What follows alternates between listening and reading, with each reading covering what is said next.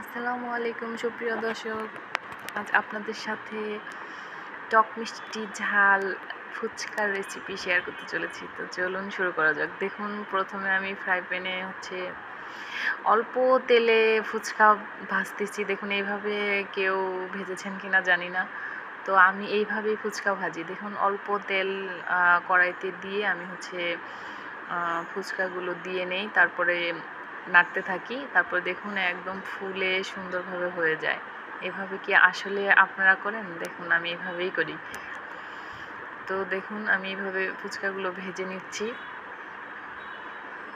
দেখেছেন কি সুন্দর কালার হয়ে গেছে। এখন আমি এগুলোকে উঠিয়ে নিব।